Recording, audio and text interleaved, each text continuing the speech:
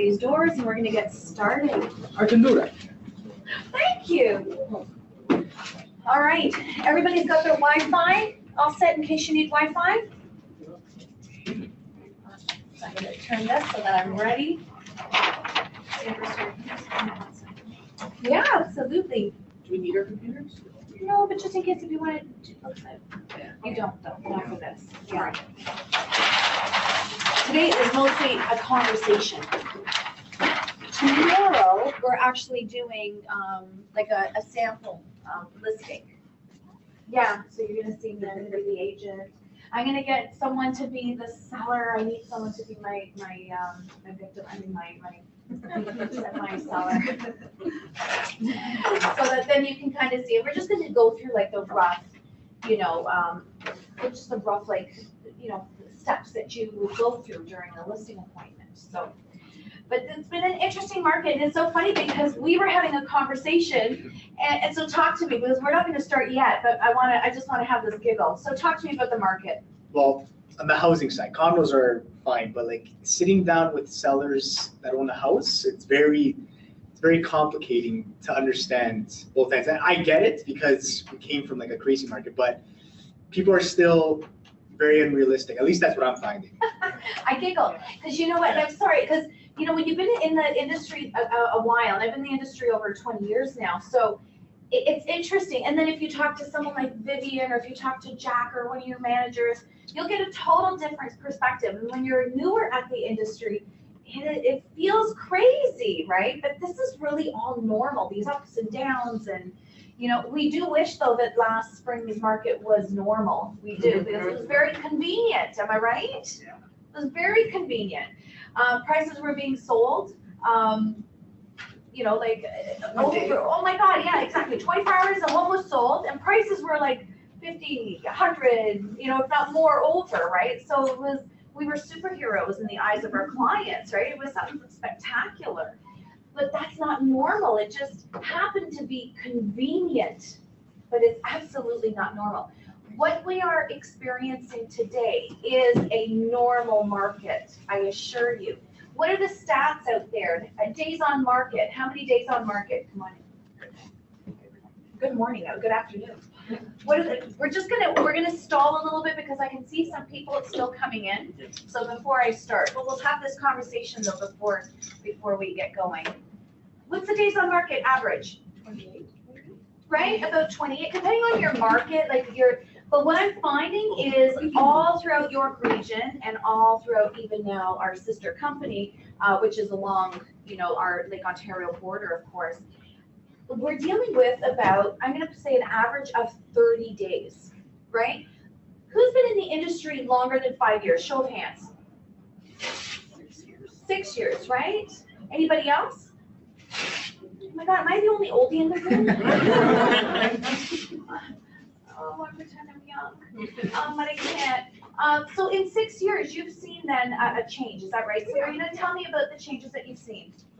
The biggest change, I think, is the days on market has really, like when I started, it was maybe average 10 days. Yes. Yeah, when Yeah. I started in 2012. Yeah. And it was going, and then as the years went on, it got less and less. And that's Exactly. when momentum was starting. Exactly, and it's quite interesting, eh? It's quite interesting. But the one thing though that I have to say that that is correct is that it's difficult for the sellers, right? And so we have a challenge when it comes to the sellers. And so what I did was I actually added something to today's course, thanks to a conversation that we had last week, Sabrina, and we're gonna be talking about pricing and how to handle that in today's market, because that is something new that we're dealing with right now. It's not something new to real estate, but it's something new that we're dealing with right now. So I'm gonna teach you guys a little bit of strategy. So that's gonna happen shortly. Okay, so we're gonna get going. Everybody else set and ready? We're ready? Everybody's got coffee? Oh, hurry up, Mo, I'm trying to start class. I'm kidding. Take your time, Okay, so first of all, welcome. And what I'd like to do is just for us to get to know each other, because everybody knows my classes have to be interactive, otherwise I make you do exercises and stuff like that. So we're gonna start over here, and if I can trouble you, just your first name and which office you're from. My name's Anthony, I'm from the bond office. Welcome, Anthony. Danny from Royal Page Connect, Ajax. Ajax. Oh, Can you so they imagine? actually come to this office? Oh, yeah. I know. See, and he traveled how long? It's an hour, 45 to 1 hour. So they get all the emails that we get. Oh, yeah. They have, if they're sister companies, like we are now operating, even though it's two separate companies, we're operating as if it's one, which is fantastic. We get to share resources. That's correct. Welcome. Thank you. Welcome. Nice to see you again. Mo from head office. Hello. Mohammed from Royal Page. We got two This Mo's office, side by side. That's fun. Both from head office. Yeah. Love it. Welcome, guys. Thank you. My name is Pearl from this office. Welcome, Pearl. Sabrina from the Aurora office. Welcome. Then from this place, hello. From this place, From I this like it. From over here. Okay. I'm sorry, I didn't catch your first name. Ben. Welcome. Thank you. Danette from Casper. That's another one. You drove quite a bit. Yeah, not that, well, I was in New Market, so it's. So you kind of cheated? Is that what you're saying? Yeah. Well, we're so glad you're here. Welcome. Paula from the Bond office. Welcome. Franklin from Warner. Hello, Franco. Iman from Richmond. Hello. Darius from Richmond. Hello. I'm Calvin Tran from Chino. Hello, Calvin. Nikisha from Bond. Hello. Giovanna from Bond. Hello. Hi, I'm here from this office. From the, over here. I love it. Arvin from over here. From over here. I love it. Look what you started. A nice trend. Over here is home. Yeah. I love it. This is Chinese. Is it really? See, I think you say it a little different though in Chinese, right?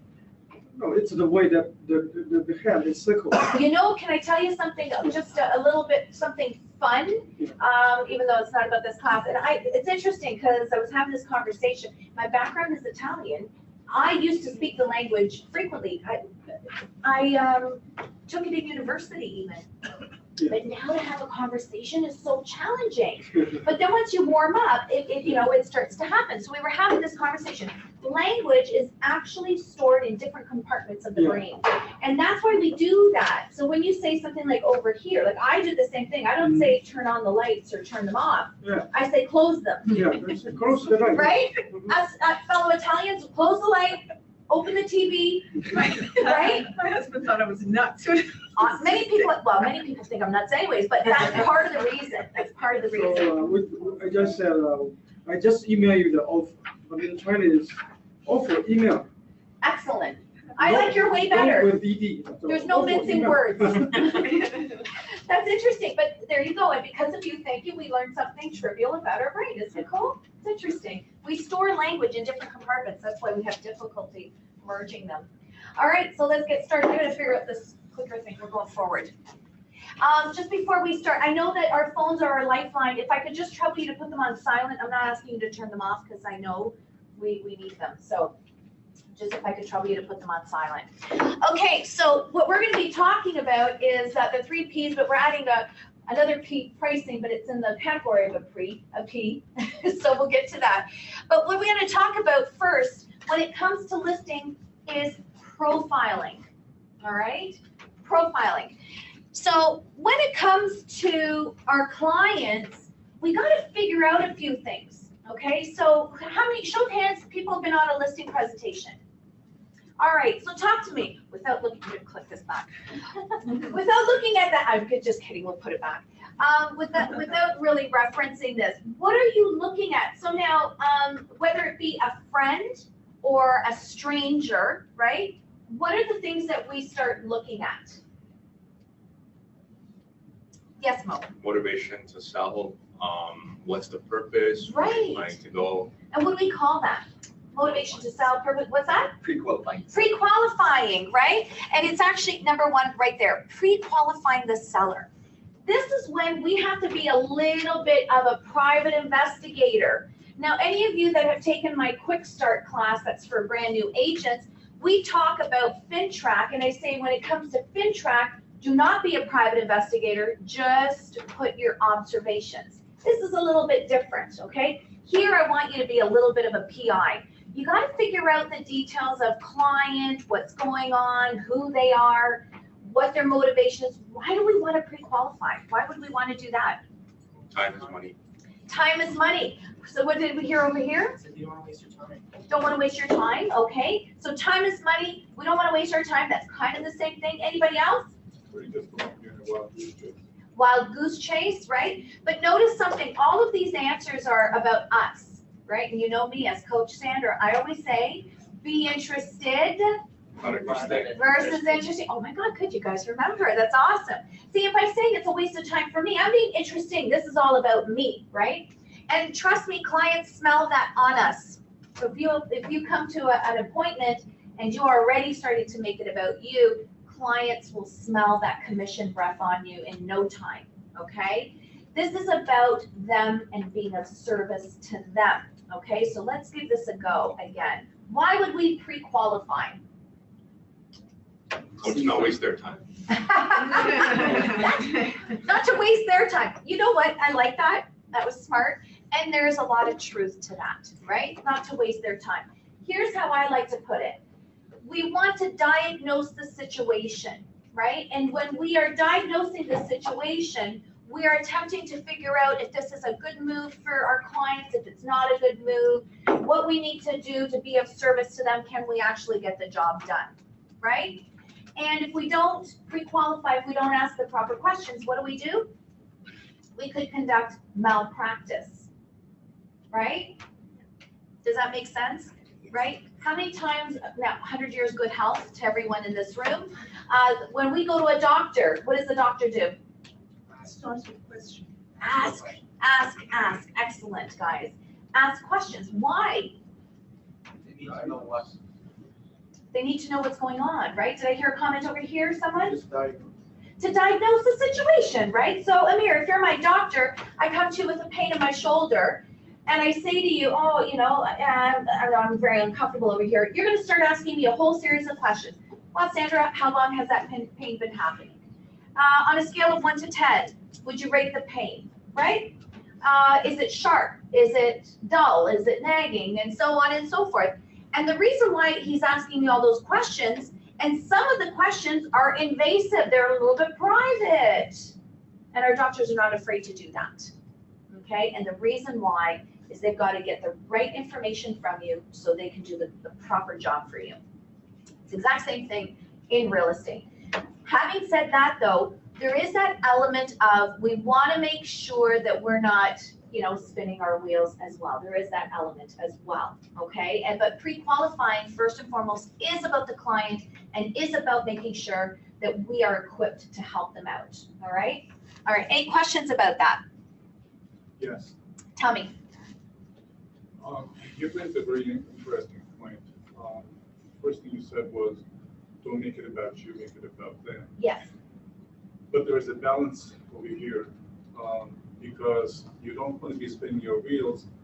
You may have the best intentions for them, for everyone else, but at the same time, you also know that there are, sometimes there are people out there who just want to pump us for information. So where's that happy medium, that balance, Well, when you find out what they're looking for and you can diagnose the situation, you now know how you want to handle that situation. And you may turn around and say, I'm not the right person for this, right? You might. Or what I find I do, because you know what, you never know, we're dealing with human beings, and they themselves, like people are not attempting to be difficult. They're just operating in their limited experience, right? They're turning to us as leaders in the industry, right? So we got to be very careful with how we come to them. We better show up as leaders and authoritative figures, right? And so by doing that, you'll never be spinning your wheels because you will know exactly what you're going into. And there were times that I would diagnose situations and I could see they're very confused, or this might not be the right time for them, you know, because when they want like extra for their money, right? Or for their home, I should say. Well, maybe they can get that price in 5 years. And guess what? I tell them that. I say, listen, you know what? The market today will not accept a price like that. We can give it a go. But certainly if you're willing to wait about 5 years, the market at that time will support this price. But at least you're going in without, you're not going in it in the blind. You know exactly what you're getting into, right? And so I used to call them shots in the dark. And I know it's just a shot in the dark, but I'm gonna give it a go anyways. I'm gonna give it a go, right? But at least I'm not spinning my wheels. I know what I'm getting into. So I'm able to help effectively because of that, right? When we spin our wheels, we're not helping anyone. We're getting too tired. That's not good. Okay, excellent. Any other discussions or questions about pre-qualifying the client? Anybody else have any questions or comments? Welcome, Danielle. No worries, no worries. No questions? All right, let's keep going then. Research the client. All right, so where do your listing appointments come from on average? What have you found? Referrals. Do you know the people, or maybe yes or no? Usually I don't know them, but I know the person referred. Okay, so you know okay, so excellent. So you're dealing with a stranger. You're walking into a stranger. Anybody get listing appointments from sign calls, open houses? Oh, yes, Right? sometimes. So we are dealing with strangers on the most part, right? There's some of us that are dealing with referrals, or some of us that are dealing with friends and family, center of influence. But the good chunk of what we do, especially when we start doing higher volume, is we don't know who they are. So remember I said at the beginning of this portion here, we've got to be private investigators, right? So what would you do? So let's say John Smith calls you. We're gonna paint a scene here.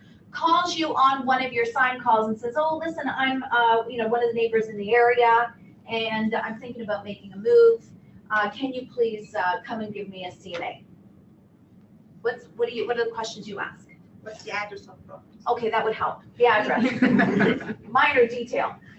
Excellent. So What then else? we can go to deep to the property details and let's see who is the person. Is it the matrimonial? Excellent. Is it only one owner on title? When was the sole price? Oh my God, you gotta slow down because you're getting all of the answers. Okay, you gotta give a chance to someone else to answer too, eh? That orange house in the corner. But this is it. Okay, Answers all it does, exactly. Okay, so property address, we wanna know details of the property. How many bedrooms, the size of the lot, how many, car garage, finished basement, not finished basement, was it renovated, not renovated, depends on what the situation is, right?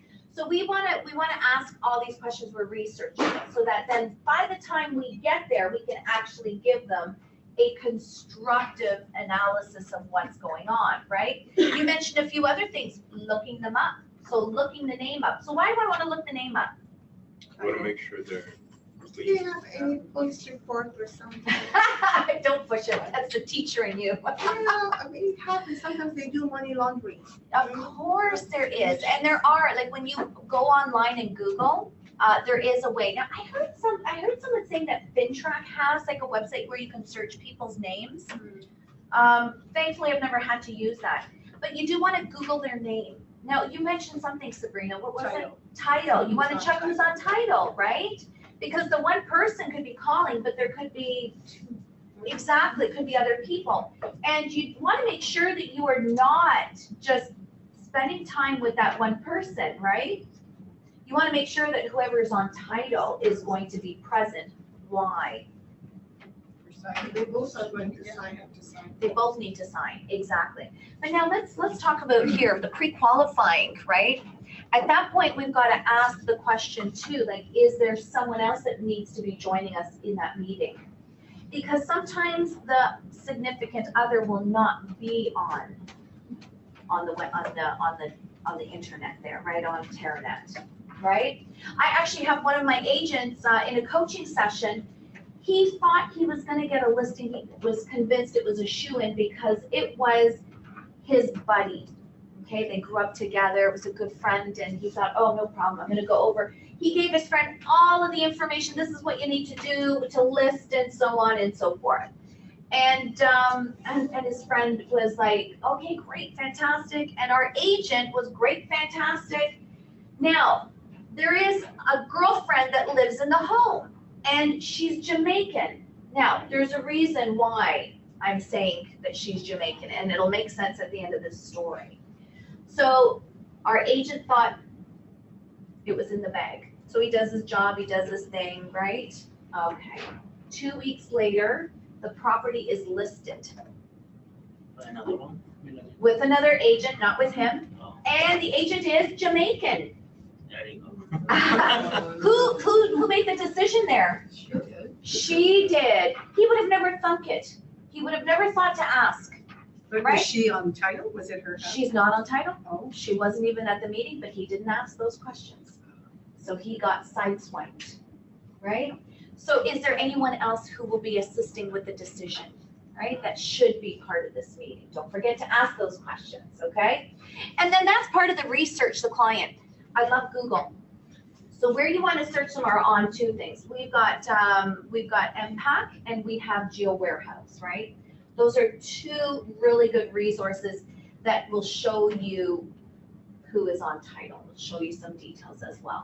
The other thing that I like doing when it comes to researching the client is I like to see what they paid for the house. Now, why would I want to know? How much profit they're making. How much profit they're making? Does it make sense for them to sell? Does it make sense for them to sell? Might even give me some clues as well in the conversation. Do they maybe have another mortgage on it? Like what's going on? But I want to know, I want that information ahead of time, right? But I want to see how much profit they're making because I need to be prepared when I'm at the table. And not only that, but when I see what kind of profit they're making, I can also give better objection handlers when it comes to my commission. I'm not coming from a place where I'm being sideswiped, I'm coming from a place of information. So I like to do a little bit of research. So when I do that research on Geo Warehouse or on MPAC, I can see what they purchased, I can see who's on title, I can find out a little bit of the history there, okay? The other thing is I do like to Google them. The internet it's an incredible source, incredible source. I actually was dealing with a client and he wanted me to list his home in Richmond Hill. And I knew the guy, I didn't know him well, but he was a restaurant owner that I frequented. And of course, he said, you know, you're the person I want to list my home. Lo and behold, his mother is in Florida, so he claims. And he has power of attorney of the house, so he claims. And he lives there with his 3 daughters. Makes it really nice. Oh, right? Oh, I tug on my heartstrings with the little girls too, right? And I said, but who's on title? Well, it's my mom. Do you have a power of attorney? No, but she told me it was okay. And he insisted, don't worry about it. Don't worry about it. I said, hey, listen, no problem. We have a preset power of attorney. I can send it to you. You can email it to your mom, get it signed. And he got even more upset. And so I thought, oh, that is not right. So I Googled him, and lo and behold, isn't he like a criminal attached to a shooting? Oh my God. No. Who knows? Who knows at the end of the day? I don't know. It wasn't on Google, maybe not yet. But the point being is that this guy is, you know, to this extent a criminal. His mother probably doesn't even know that he's selling the house. He's going to sell it right from under her and then deal with the, you know, the repercussions afterwards. Problem is though, then that's a legal challenge because I didn't do my job, right? So that's where I want to make sure I'm asking the right questions, and we got to make sure that we actually stand to what it is that we're going to do. And Google is a good source of information. You mentioned briefly about commission out there. Mhm. So if somebody is making a whole bunch of profit on the house, how does that help on saving the commission? Because you can come back and say whatever you want, but they can come back and say, yeah, but You know there's a what? billboard out there. It on only the gives you an idea of what's going on and what could happen. And we don't know either because private mortgages will not be listed on the resources that we're looking at, right? So, and not only that, at the end of the day, when it comes to commission, we can talk about commission objection handling later on, but commission is a business decision. You know, I know that some people say never drop your commission, don't do this and don't do that. It's a business decision. You know, you really have to think about whatever works for you and what works for the seller as well. I personally like to defer the commission conversation. At the time of selling, at the time of listing a home, I have no idea what I'm gonna sell their home for. So how can I negotiate money that I don't know about? I'm negotiating $0 at this point in time. So I say, at the time of an offer, we can open the discussion of commission, and we can discuss that. So when you write down the Usually- listing, I put the proper commission. I might give them a little bit of a discount at that time, but I can't discount appropriately because I don't know what's gonna happen, right? Excellent. Okay, so what else can I find out on Google? Anything else? Maybe, stuff about the community, stuff that's going on. Yeah, I can find, right, exactly. If I'm dealing with a property that might be stigmatized and we don't know about, right? This is where you want to be a little bit of a PI. Because guess what? When you list the home and then God forbid there's something, whose lap does that fall on? Falls on ours, right? So we have to be careful. So research, this is where you got to be a little bit of a PI. Awesome, good discussion, guys. So that leads actually nice into research the property. So how are we going to research the property? What are we going to do? So we did talk about Googling it, right? And finding out anything else. What else can we do to research the property? MLS, go on MLS. Visit the property, absolutely. What else? Talk to some neighbors.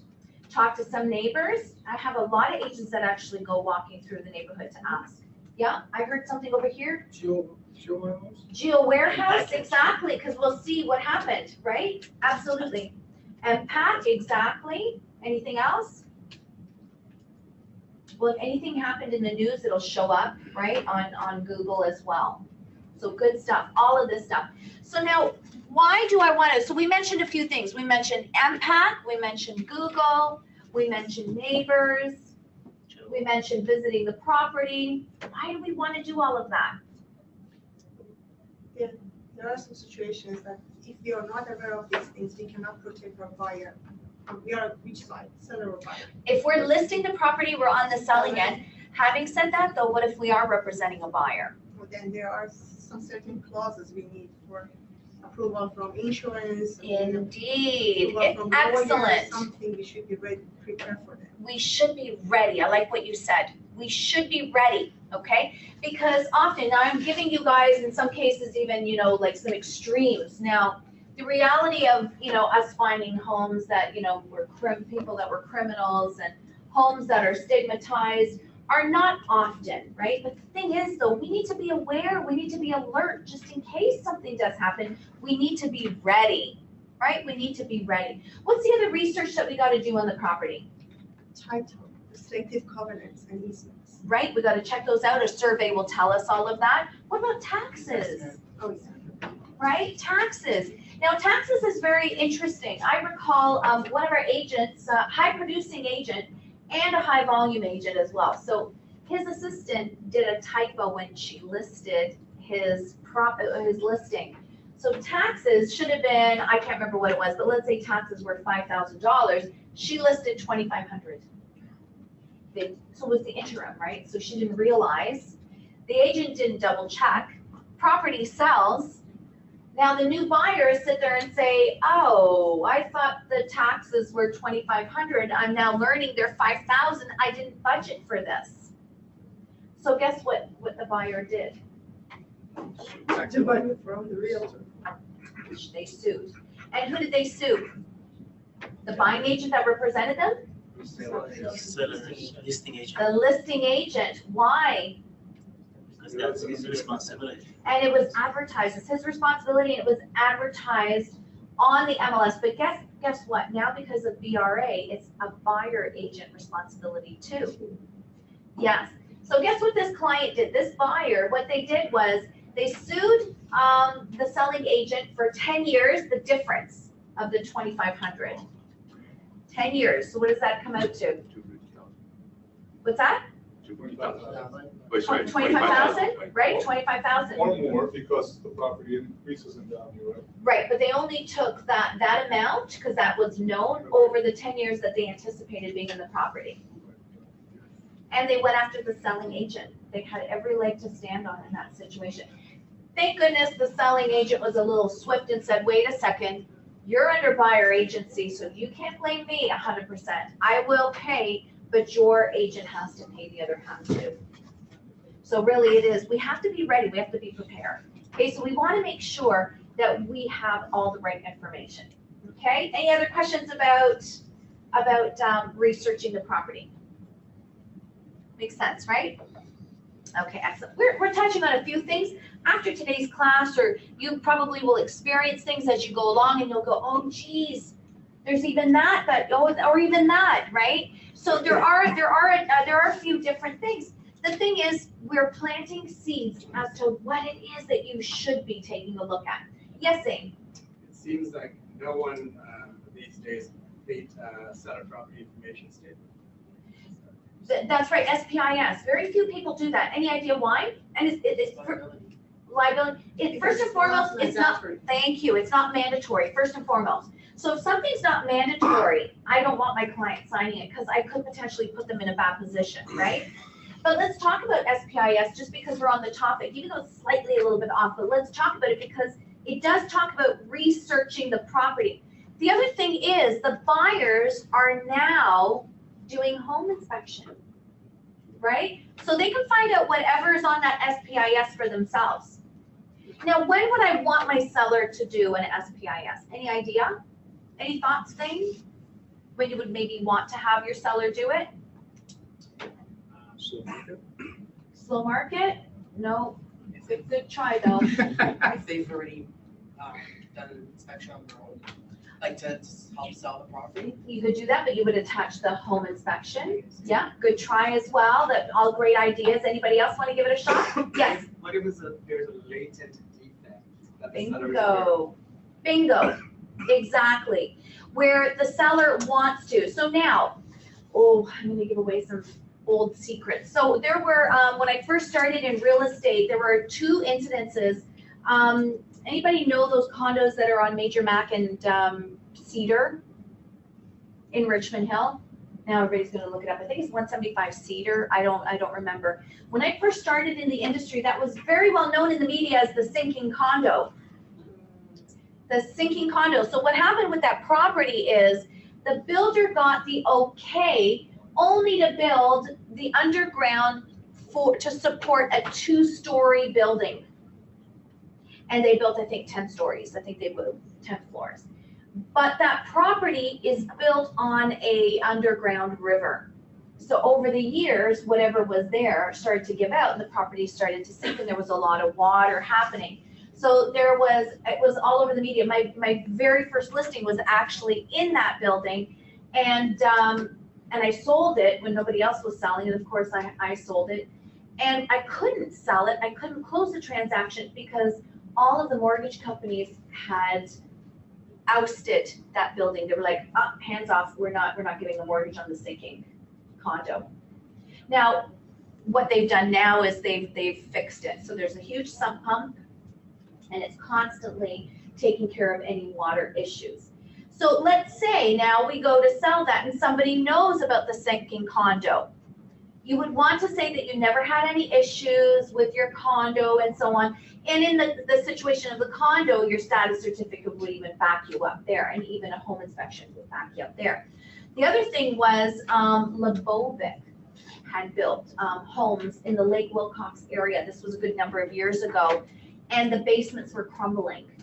And they blamed it on a bad batch of concrete. Now, what actually was happening, I don't know.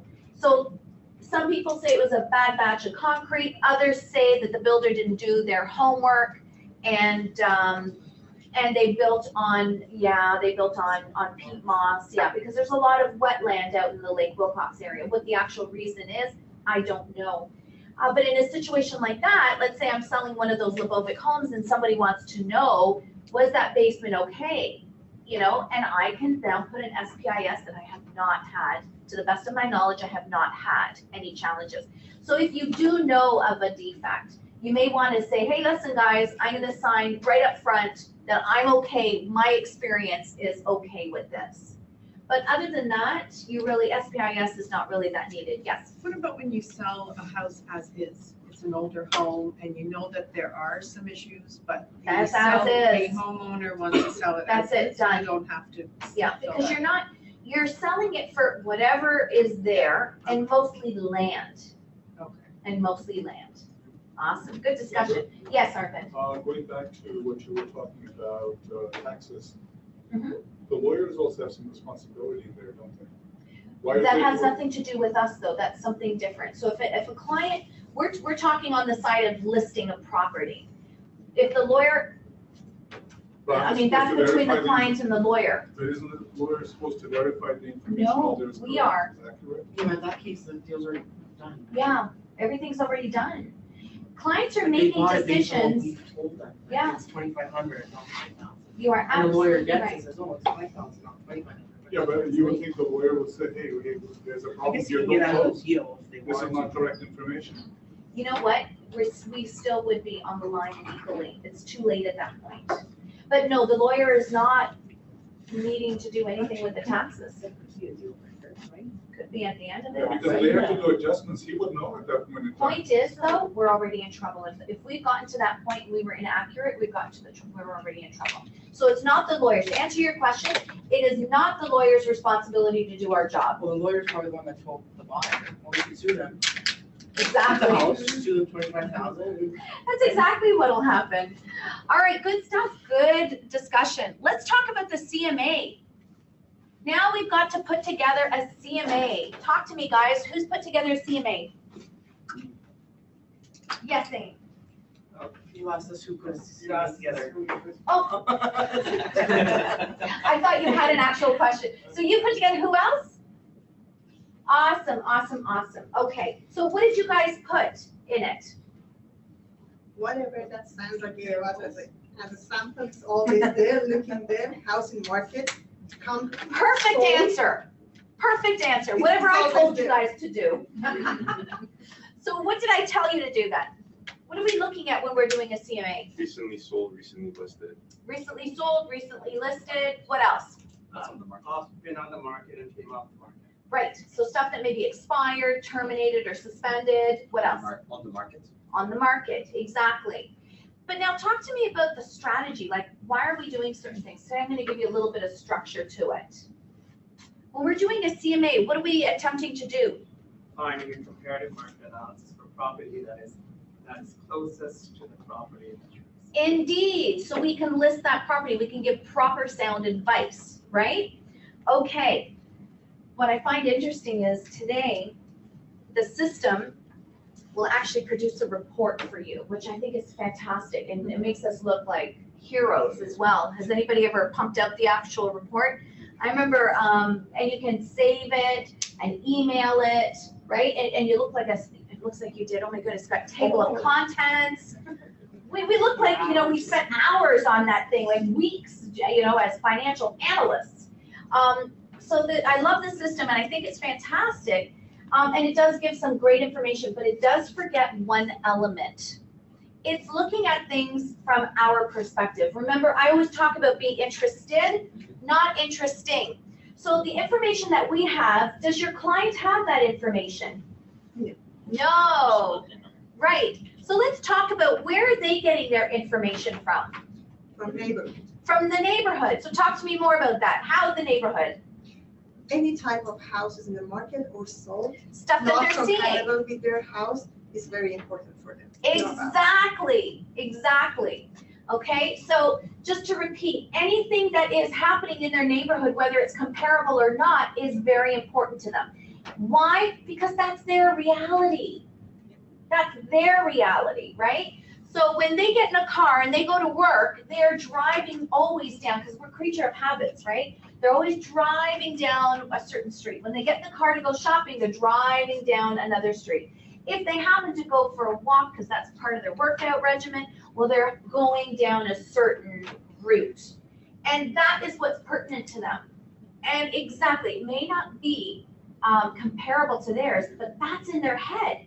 And they don't know that it's not comparable because they don't look at those houses like we do every day. All they know is a home in their neighborhood is listed and sold. That's all they know. Did you have a? Yeah, I was gonna, just to that point, I think some people may have, your client may be listing a home that is not in nearly as good condition as the house that just sold or the house that's listed down the That's street. another good point. So I think it's important to take, in my opinion, Yes. your client to view other homes that are listed for sale. So they can compare Agreed. the condition of their home to the condition. I totally agree. You're absolutely right. It is important for other people to take a look at the property. The nice thing too today, because I remember when I first started in the industry, we didn't have the photos. We had one photo. And then I remember when we were allowed to post like 6 photos and then 9 photos. And now how many can we post? Like 20, right? And we can do like videos attached and things like that, right? So now we can get a good sound look at the inside without actually going. But before there was nothing. Not only that, but even though there are photos, you might not get a good idea of what the home looks like, right? So, you know what, great idea to offer that to your clients. I recommend that all the time, as a matter of fact, is to go and sneak a peek at the property. The challenge is, though, a lot of the homes that we're looking at today are already sold, right? So if you're in contact with your client, which most of us are and should be, we will be following up with them by saying, hey, listen, another property went, for sale on your street or in your area, as opposed to just calling them to say, hey, how's it going? When we spoke last fall, you indicated you were gonna sell this summer, and I'm just calling to see how that's going, right? From the moment that you talk to them is the moment that you should be staying in touch with them and doing exactly that, showing them the property as they come up, keeping them informed, okay? So all of this is important. Why? Why do we want to educate the client to this level? So they know what's going on. Anthony, why would you want to educate the client? Well, because so you don't run into battles like we talked about before. Exactly. Pricing and stuff, right? So now we've come beautiful full circle to that conversation in the elevator. When you keep your client informed and educated, it becomes so much easier. And you will see tomorrow, I will assist you guys in taking a look at a script and going through it. I'll role play it with you guys, a way to involve them in the decision as opposed to telling people what to do. You know what, I'm very curious, show of hands, how many people like to be told what to do? Yeah. Well, put your hand down. Just because I'm coaching you doesn't mean that's not. No, but you know what, some people, let's be realistic. I like Franco. Oh. But you know what, nobody likes to be told what to do. However, I know what you're saying. They want to be led, right? People want assistance in making a decision. Did anybody just recently make a decision on a car, a new dress, a new suit, pair of shoes? Yes. I made a decision on a car. On a car. How many people did you ask for their opinion?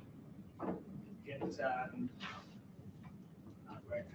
But you asked a few people. Yeah, How many? Maybe 3. Mm-hmm. Which I I was find, sort of forced into the situation. yeah, it can My happen. car was subject to the diesel emission scandal, so I had to. Oh, what a nuisance. Yeah, that's a bit of a nuisance, boy. But you asked 3 people for some advice and support, I'm not right? sure that I made the right decision. You should ask for You should, exactly.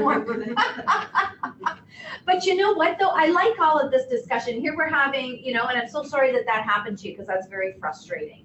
The thing is, though, you see, whether we like it or not, do ask other people for advice, right? So it's really important for us to know what's going on, to educate our clients, and to be there as leaders, okay? So I'm sure that that's what you were getting at, is some people do need help. And we've been talking about closing a lot with Mo, and we were talking about how people require our leadership in order to help to make a decision. So that's all part of it here. But nobody wants to be told what to do, in the sense that you've got to list your property at 1.2 million. And then after 2 weeks, you've got to lower the price to 1 million. Because what happens in the eyes of the seller? You don't know what you're doing. You don't know what you're doing. That's right. You lose credibility, right? What else? You lost $200,000. They lost $200,000. They're losing money with this agent, right? So you lose credibility, and why? Money is going out the door. I could have made more money, but now this agent is blowing it for me.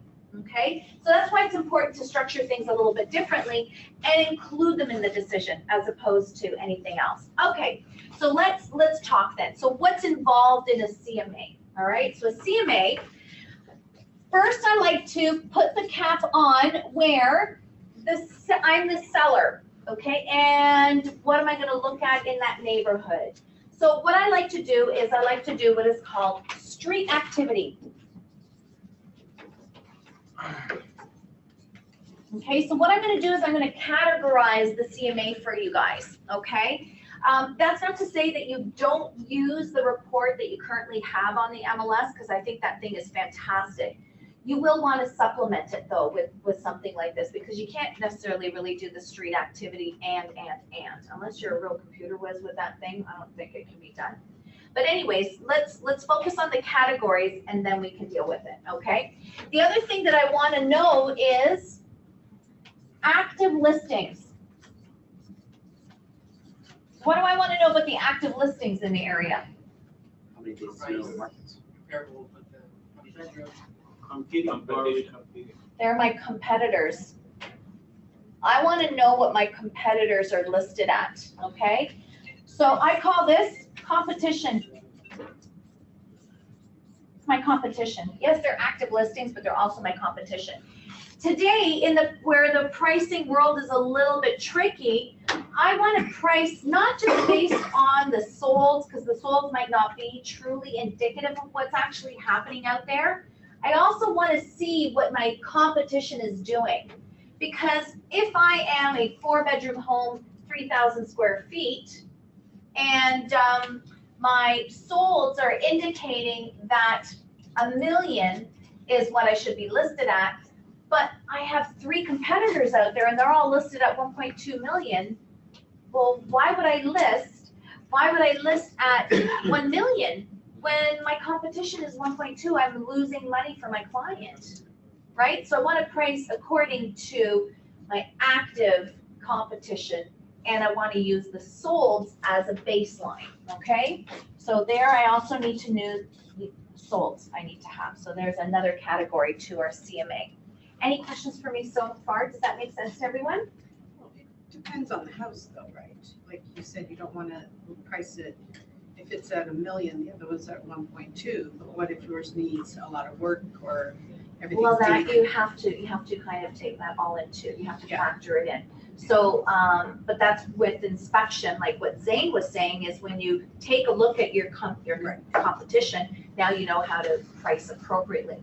Not only that, but if you now even go so far to show the client what's happening out there, then that makes it easier as well to come with the pricing. Challenges too, though, we feel that we're under the gun when it comes to listing, and we have to close them while strike while the iron is hot. There is an element of that. At the same time, though, I'm pretty certain that if you have a consumer out there that sees that you are doing all the right things for them, I think they'll hang tight a couple of days to see what you have to say. I just want to go back to the SPIS again. Mm-hmm. So I know while it's not commonly used, the one thing about it is that it is a document that you have in front of you as a client, and you're actually asking them, are you aware of any defects? Like, how do you broach that subject? What if the clients were aware and they never told you? Yeah. Well, it's interesting. We need to make sure that we're properly trained to look for challenges in the home. And you will be able to see when there's challenges. Sometimes, however, they do patch things up, and that's okay. But when you're having the conversation at a listing appointment, you do want to ask the right questions. Remember earlier, we were talking about pre-qualifying and researching the property. That's all part of it. So are you asking how? There are patent defects, which are visible to the eye. Yes. And those you may ask questions. So how would you handle that? So I would ask them, so may I ask, why is this patched up? What's here? Right. Or why, whatever you notice, you will ask them about those. Right. Now, take it a little further. Are there any defects in the property? Bingo! Well done, Zane. Because remember, you're the doctor diagnosing that situation. And the thing is, we might be afraid to ask the questions. Sometimes we're afraid, right? For instance, let's go back to my power of attorney situation. Now, that's not something where there's a challenge with the property, But now this is a challenge with the paperwork because of the power of attorney. Listen, there are times that I felt intimidated by this guy because he was very aggressive and he was loud with a deep voice and he was angry at me for asking these questions. I had to sit firm in what I was saying because if I didn't, I would have misdiagnosed that situation. I would have had a challenge. So ask the questions always. Are there any challenges with the properties that you've recently fixed? Anything that I should know of so we could avoid any potential challenges with a home inspection that the buyer is going to be doing, right? I just want to make sure that we avoid any challenges. Okay, makes sense? Does that help? Excellent, well done. Okay, so what else do we want to look at here when we're dealing with our CMA? We talked about what else? Terminated listings. Expired, terminated, and in some cases too, suspended that expired, right? So we want to look at these. Why? Why do we want to look at that? Tells you what the market didn't agree with. Exactly, to both of you guys, okay? So this gives us an idea. Now, what I find is, depending on the market, sometimes I don't include the expireds. Like for instance, last spring, what we experienced, I wouldn't put the expired. Why? They all just. Because there were none, right? Properties were selling, there was no rhyme or reason, they were selling over 24 hours, selling for way over asking, and there really were no expireds out there, okay? But in a market like today, where there's a huge adjustment from this spring as opposed to last spring, and the prices are all erratic, we do want to see what's happened out there with expireds. Why? So let's go back to a seller that's being a little bit difficult about the price. So let's say, Anthony, I'm your seller, and now you've got a little bit of information from when we chatted in the elevator on the way up here. Now you've educated me a little bit, right? And I keep saying to you, yes, I get it, but I really want 1.5, and I know you're telling me 1.2. How else what can you do to use expireds to help me and educate me as your client? Just showing how long they stayed on the market for what price. Indeed. It's just going to show you what the market Exactly. Did, right? Exactly. Does everybody see that? Yeah. Yeah. So if there I am and there's an expired that, and they were on the market for 130 days at the price that I wanted, and the home is comparable to mine, and then they ended up expiring. So not only did they sit on the market for a painful amount of time, they also expired. So you could use that and say to your client, dear client, I understand and I can appreciate that you want to list at 1.5, but please know that if you do, we're going to hit some of these, brick walls. And as long as you're prepared, as long as you're okay with that, I don't mind taking the price. I don't mind listing at 1.5, but you've got to at least be prepared for these potential challenges. Okay, because I never say no to taking a price. Like some people will say, oh, I'm not gonna, the price is, I'm not taking it. I say, take it. Yeah, because you can adjust it afterwards. And not only that, but sometimes people need to figure it out for themselves, right? Because remember, they don't want to be told what to do. But when you list their property in partnership with them and you keep them informed, now they can properly make a decision for themselves and adjust the price to what the market will bear. If they adjust the price. And in some cases, they don't. And that's okay too. Then, and thank goodness that this is only for our ears, then you use that property as a marketing tool. Sorry to say it like that, okay? And then you get spin-off business from it. You do open houses, you'll get sign calls on it, pick up buyers, right? We're still gonna do our client a justice and service them, but if it doesn't work, then make sure you work that property and get alternate business from it as well, right? Because it can happen sometimes, and sometimes people aren't. But I tell you honestly, I'm going to show you guys in a bit a TMO, and in dealing with a TMO, what ends up happening is it becomes really difficult for a client not to understand what's going on with the market. I'll show you guys in a second. It's a secret. It's my secret strategy. I'm going to show it to you in a second. I've got a few other things to go through first, but I will demonstrate that today. I'm actually building towards it with this CMA. Okay? Because when it comes to your TMO, the only thing you're going to look at is your your competition and what's going on with your competition. So we're gonna play, because I know you're dealing with a listing that's a little bit, a little bit troublesome, so we'll go through that, and we'll use your listing, if you're okay with that. Sure. Awesome. And not only that, but in tomorrow's demonstration, I'm gonna show a little bit of this already. We're gonna put that in action as well, okay? So hang tight. I'm gonna show you guys a secret weapon in due time. All right, so there it is. That's your CMA. That is the actual structure of it. Does everybody understand why? Yes, Annette? Yeah, I just had a question. So I understand why you're looking at all of those things, but what do terminations and suspensions tell you as far as advising a client? It'll tell me the price again. Okay. Yeah, because if someone takes it off the market and they were unreasonable, so it could terminate instead of expire, right? Yes. And so it might tell me something like it's been on the market for 63 days and then they terminate it. And they didn't do any price adjustments. Well, that tells me that they gave it a go for that price, which some people will do that and they'll be upfront about it. You know what, I want to give this price a go. And we'll say, okay. But one thing I found with real estate is you just don't know. You just don't know, right? I remember listing a property literally just down the street here on Elmwood. And it was at the time when Elmwood was just starting to be in transition. And my clients are good clients of mine, and so are their family. And I purchased that home with them. Then they called me to list and sell, and they purchased another property with me. But when we listed it, it was a 2-bedroom home, crawl space. And it was really one of those older, I call them sugar shack homes, you know, with the aluminum siding, wartime home, right? And the property was a corner lot, 90 by 90. It was a really nice property. And I had this little home on it. It was a dollhouse, you know, at the end of the day, though, it doesn't matter how you twist and turn it. It's a 2-bedroom, no basement, it's a small home. There's not much you can do there. So when I went to go do the CMA, prior to me, a lot of what I teach you are from my own oopsies, okay? So prior to that situation that happened to me, I went through the street activity, I went through the active listings, and mostly I focused on the solds and I focused on the street activities.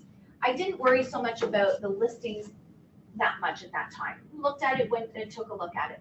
The solds was a brick home, 3-bedroom, and it went at the time, this will give you a time of the date of the property, and at the time it was $275. I know, it was a long time ago in Richmond Hill, imagine. And they purchased their home for $161.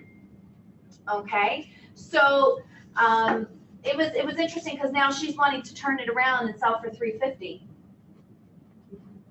I like that look on your face because that was totally mine. Where's she getting? How is that even logical? The last sold was 3-bedroom home, $275, brick, nice property too. It actually had a garage that was normal as opposed to this skunkashada half garage that, you know, that gave just the impression that they had a garage, you know? But I'm sitting there and I was like almost a little bit adamant, and I was like, oh my God, but I knew them well, right? So I could have this open conversation with them, and I said, look, I don't mind listing it at this price, but I gotta be honest with you guys, I'm a little bit worried. You know, I'm not sure what the market's gonna bring and whatever, but you know what, let's do it. In 2 weeks, we'll see what's going on, okay? Let's keep an eye. Lo and behold, Gila Caterine, you know who she is, right? Right? Gila, she's a big agent in this area. Oh, yeah, Gila. Yeah, Gila, yeah, I know my Canadian, I don't say the Persian name right at all. She brought me an offer for almost $350. God bless that lady. Right? But this is what was going on, okay? At that time, our Persian friends had started to come and settle in Richmond Hill. And so he didn't care about the house. Her client didn't give a hoot about the house. Saw that the area, what's that? All the landlines finance. Bingo. So there was value for the buyer. Can you imagine? And he actually tore it down and built a beautiful home.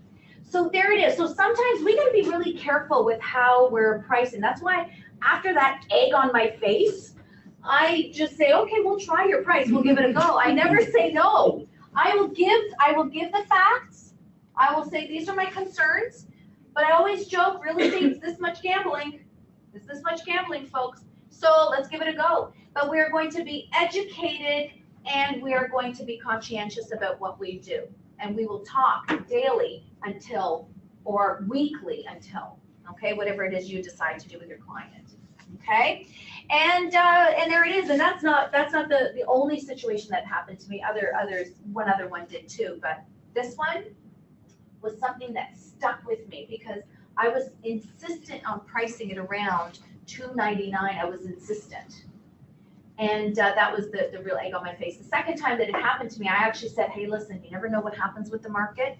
And real estate's this much gambling." That's where I came up with it. It's a little much gambling. And it really is like subjective to the buyer. Sometimes, you know, people go through a home, it smells like their grandmother and they'll pay $80,000 more for it. No rhyme or reason to what we do, right? That's what makes our jobs a little bit harder. And that's why we've got a class here today. Because if it was so concrete, we would know exactly what to do. All right? Okay. So this is our CMA. Any questions about this portion here of the class? Yes, Zane? For your soul, how far back do you go? Depends on the market. Really good question. Depends on what the market is doing and how fast it's changed. There have been times, depending on the market over the 20 plus years, that I'll go back as far as a year. There are times that I've gone back 6 months, and there's times I've gone back 2 weeks. Okay? It really is contingent upon the market. Now, in this situation, in today's market, because so much has happened from one spring to another, I would go back I would go back and check out what's happening a year. I wouldn't necessarily discuss it with the client, but I would go back just for myself to see what happened last year at this time. And when I was coaching one of the agents in our Sutton office, because she got caught in that spring market in May, when all of a sudden, within a few weeks, we were seller's market to buyer's market, and her clients were really, really stuck. So we had to go back in time. So we went back into 2016 to really get a proper gauge of how the market was progressing prior to this crazy market in this last spring. So go back for yourself. And in some cases, if there really are not enough solds out there, you can even show it to your clients. But you don't want to inundate them with too much information, right? Because if you show them 50 listings, you're just going to confuse them, right? You're going to confuse them, and we don't want to do that. So you do want to take the cream of the crop that will help them make a decision. But in today's market, you do want to go back several months, okay? And for yourself, you may want to even check it out a year, just depending on what your market's doing. You're downtown, right? What's the market doing downtown? Are you guys seeing, because I heard of multiple offers happening downtown. Condos only? Okay, so see, condos then would, in this case, would be treated a little differently. Yeah. But you really got to pay attention to what's happening in the market, and then you go accordingly. I recall back in 2002, we saw a similar market to what we saw last spring. The difference, though, was our market in 2002-ish was sparked because mortgage rates were so low, right? So the mortgage rates had dropped from 9 to about 5% on average. And so everybody was like, oh my goodness, we can afford more, or we can afford a home. So that drove the market up. Last spring, what drove our market up were our investor friends on the most part, right? So that made it a bit trickier for our economy. Okay, so back in 2002, I would only look back 2 weeks because that would change. 1 week, the price was one way, the next week it was another. We had to really pay attention. So pay attention to what's actually happening and use that to gauge how far back you're going to go. Okay, all right, let's keep going, guys. Paperwork. Okay, is everybody familiar with the paperwork? I don't want to spend too much time if everybody actually knows about the paperwork. What do we need for paperwork for an actual listing? We need the MLS data, right? We need the actual listing agreement, working with a realtor, FinTrack ID form, listing information sheet. Anything else?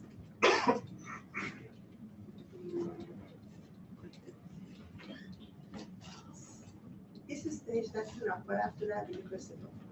That's right, at this stage, yeah, and we're only at the listing stage, okay? I don't wanna push this point if everybody knows, I'd rather talk strategy if that's what you guys need, right? I don't wanna. I think this is covered in detail in Gregory's course. Gregory's course in Quick Start, we cover it as well, okay? So if everybody's comfortable with this, then I'm gonna zoom right by it. Any questions about the paperwork? No, all right, let's keep going then, because I'd rather do strategy, and I'm sure you guys would too. Okay, presentation. Now tomorrow you guys are gonna see a mock presentation.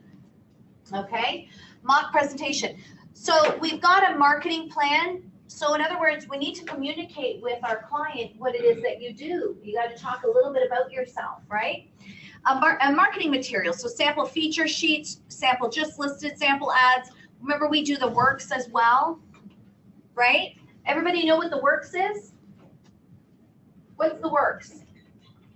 Marketing department. Our marketing department, yeah. What's that? Virtual tour, picture. Jimmy is the works. GG ads. Exactly. But we have packages, right, that we can say is our marketing plan. So what Vivian and the management team and our amazing marketing department, what they have done is they've collaborated and they've put together programs that are going to be cost efficient for you guys, as opposed to you attempting to do it on your own. Because once upon a time, that's what we were doing. I would have to hire a photographer on my own. I had to hire virtual tour on my own, and then bring that information to the marketing department. Well, our marketing department is so nicely organized that all of that is done, and all you have to say is, hey, Jimmy, or hey, Adrian, I need this part of the works. And we now have 3D photography. I don't know if you guys knew, which is spectacular. Does the floor plans for you. We also have drone photography. We have that as well, okay? And so the works has been expanded to include these services as well, all right? If you're not familiar with the works, make sure that you get familiar. Why do you want to know about this? Tell your clients Yeah, why do you want to tell the clients? all the service that you provide. How amazing, right, you are, and how amazing your client is, like your company is, Yeah. right? We want to set ourselves apart from the other companies, right? Okay, so you do want to sell, and that's part of your unique selling proposition and what makes you different. So your listing, how many people actually have a listing presentation? Awesome. What's that? Yeah, when you go to a listing presentation, you actually have like an actual presentation. I just want to put the Excellent, excellent, because we already have stuff that's pre-done, right? Okay, who wants to share with me what's on their listing, in their listing presentation? It's between the two of you guys. I'll actually say what I recently did. So I haven't had a chance to actually try it out, but in this year, I'm doing, because in the end of 2018, I realized I was losing a lot of listings because of the commission. So I structured Great. something to do, you get what you pay for. So you want to do this amount, you get that. You do this on top, you get that. And you do that, you Excellent get that. idea. So that's something where I say, instead of me losing out and saying I'm going to try and charge the most, I'm going to show them you want to charge the least, this is what you get. And then it's levels, right? See, and that handles that objection perfectly. I haven't tried it yet, but I'm very excited to show it because I just spent a lot of time on it. And thank you for sharing that. That's awesome. What else do you have in your listing package? I have pictures of photography, what's out there, and why they should choose me, 'cause I have my own. Staging, I have pictures of like it looking a certain way, and then, so like just giving them a visual of how important it is to go to the higher levels. And you're showing value in what you do, and that's key. Excellent. So his listing presentation shows value in what he's doing. Anybody else want to add anything else? Actually, Yes. just to supplement what you Yes. said, sometimes you may justify your commission. For example, let's say you're covering a portion of or all of the staging costs. Right. So that may also justify the commission. Excellent. That would be substantial. That's right, right? And I like what you're saying as well, because we continue to show value in what it is that we do. You know, showing value in what we do makes a huge difference when it comes to commission. Does anybody ever buy designer shoes? Why? These are nice. Give me a name brand of designer shoe out there, women or men? Gucci. Gucci. Gucci's easy because it goes both ways, right? Women and men.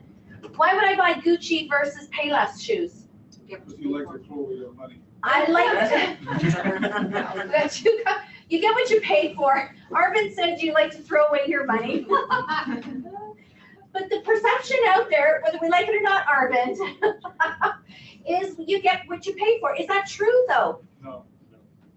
Is Gucci actually better than a pair of shoes bought at Payless? They do a better job at Yes. perceiving it, absolutely. They do a better job. The design is better. Could be quality, but they all, listen, they both cover my feet when I walk. The brand, yep, what else? Comfort, right? That's what we think. This is all perceived value. This is all perceived value based on marketing and branding. I gotta share a story with you guys because I do enjoy designer stuff, don't get me wrong, I'm a girl at heart. But I do look at things practically at the same time, I really do.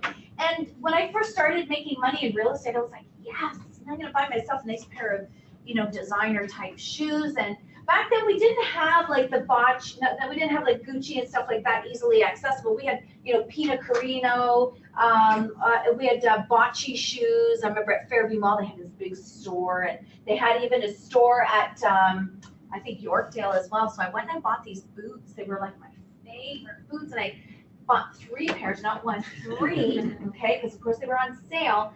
And they were on sale. Now we're going back probably about 18 years ago now. So they were on sale for $350, okay? So that was a lot, like, back then.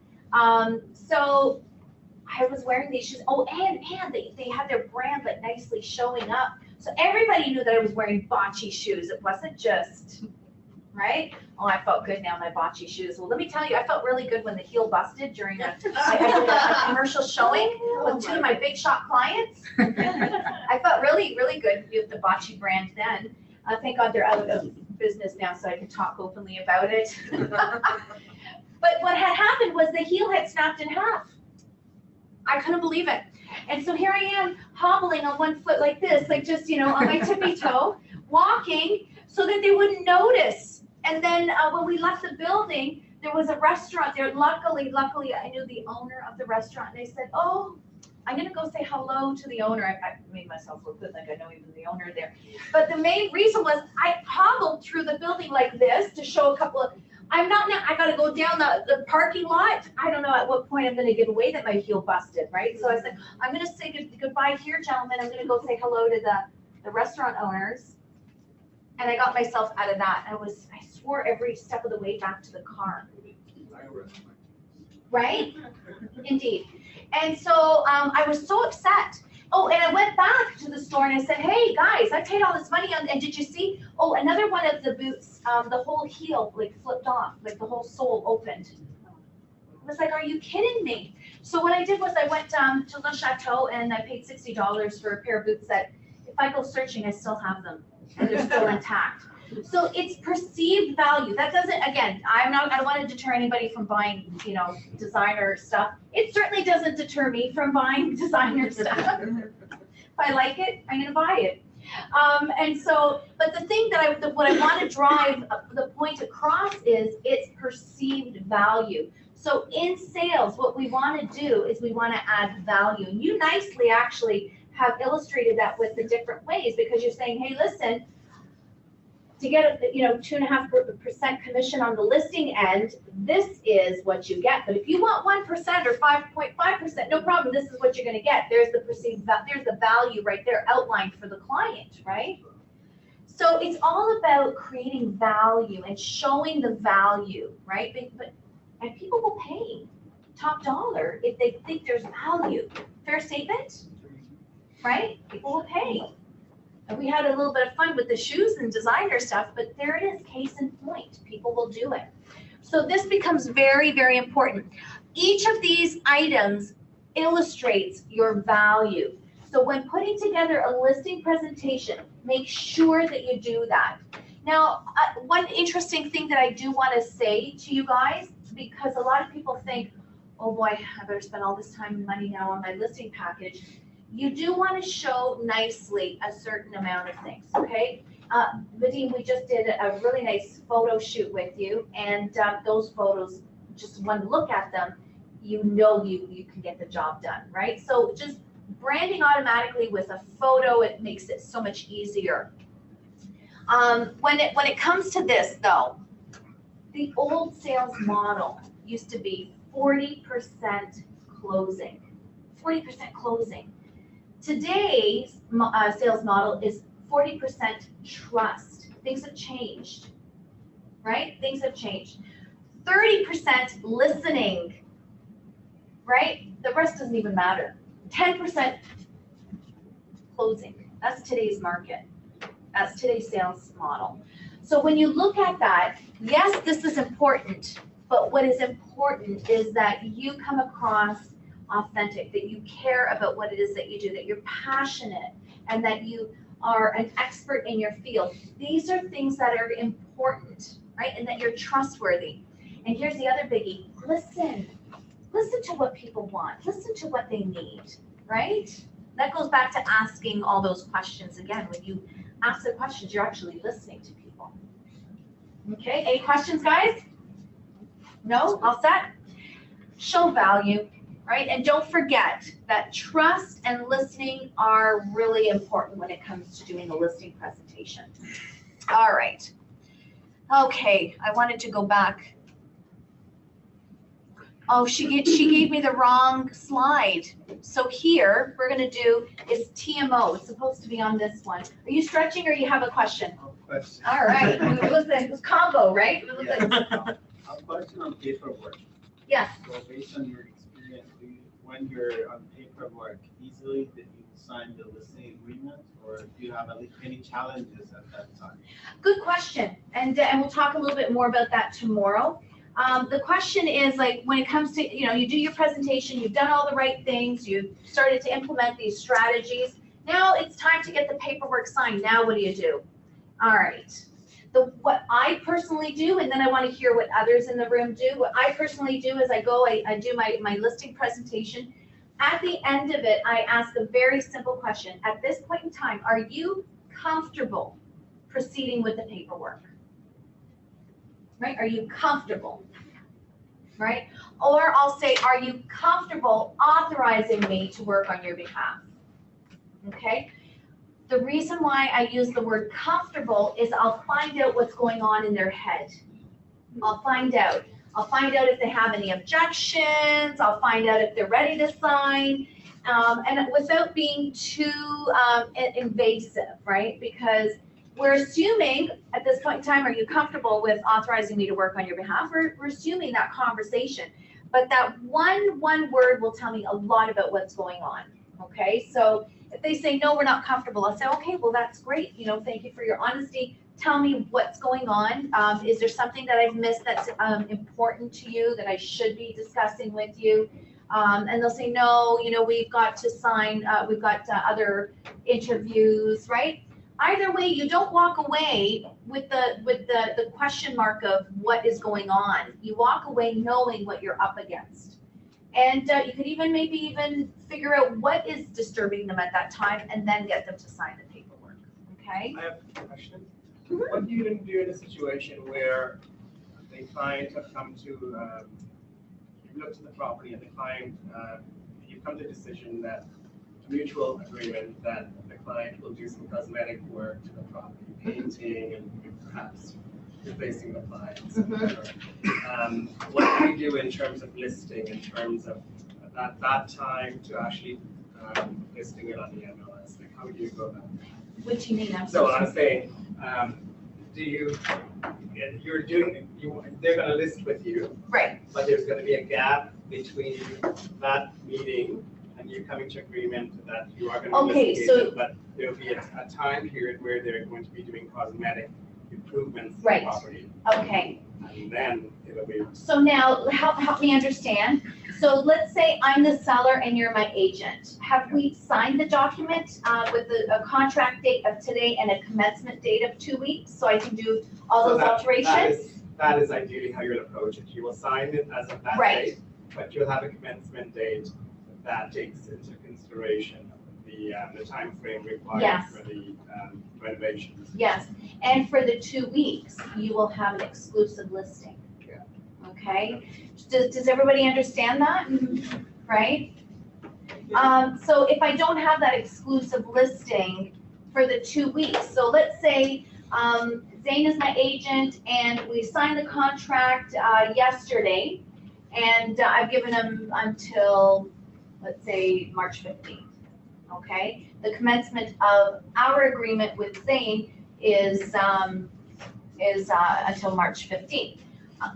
But I don't have an exclusive with him in between. So Vadim door knocks and says, oh, I've got a client that's just come in from, I don't know, Russia, and they've got to move their family over, and they're willing to spend, pay you blah, blah, blah, $2 million for your home, which is, you know, 200,000 extra than what Zane said I could get. Can I sell my home to Vadim? Yes, you Yes, I can. And poor Zane, because now he started to do all this work, right? Now, really, one would hope that the client would say, hey, Zane is my agent, Vadim, do the deal through, you know, through Zane. That's what one would hope a consumer would do. But you're right, hope, exactly. Yeah, it is, right? And they might not know any different. They might, you know, or they might do it on purpose. They may not do it on purpose. I don't know. But the key is for us to be cautious with what we're doing. Yes. Another tool that I use when it comes to exclusives is I introduce them to Broker Bay. Yes. So that way I can let them know that they're getting the exposure Sure ahead you of time. can. And you can also do coming soon. Put a sign up with coming soon on there, and that will start drudging up the activity while they get their stuff organized. Excellent. So the idea is really to, for my benefit, is that I get them to sign then. Yeah, and the commencement date. Yeah. You have an exclusive for the 2 weeks. Exactly. So the maximum period, is there such a thing as an exclusive period that goes beyond 2 weeks? No, which is interesting. I actually had one time a complaint that the coming soon had been there for like 6 months. Oh, that's too long. And sure it is, but you know what? Rico at that time didn't say anything about it. They were like, nope, there's no time constraints. Now it's like 2 weeks. I don't think so. No, No, I just wouldn't put a sign I know. if it's going to be 6 months. Well, you know what? Clearly, it's a technique, right? The property is probably never going to be for sale. You know, so it's clearly a technique to just get sign calls, right? But yeah, Rico doesn't have any provisions for that. Like, you're totally fine to do that. Oh my God, please don't do it for your properties and leave it on there for a year now. I just want to ask the people, have they used Broker Bay before and they found it? Good question. It is, because the other colleagues, they see them and they call. From that point, I got. Did you get calls? Yeah. Excellent. Yeah, I'm hearing good things about it. And there are almost 15 brokerages. Yes, yeah. And it's not just every brokerage that is on Brokers Bay. It's a handful of top agents. Yeah, it's a handful. And I think in some cases, it's not even a brokerage. It might be just an agent in some cases. So, yeah. Broker Bay, you mean the stuff that we get on our website? Yes. Yeah, it's a database of brokerages, and it's just a handful. Yeah, I remember when I joined the brokerage last September, there was a training session. Yeah, oh my goodness. It's been that long, eh? All right, so let's talk about, now before I go on, because that should have shown up here, they accidentally gave me the wrong listings, the wrong PowerPoint presentation.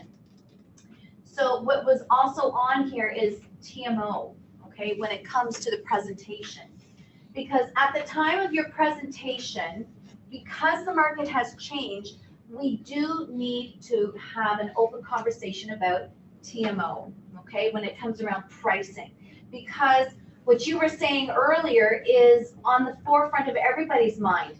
We need to be educating our sellers because the prices have changed so much and they're erratic. And last summer is really not indicative of what homes should be selling for, and neither was last fall.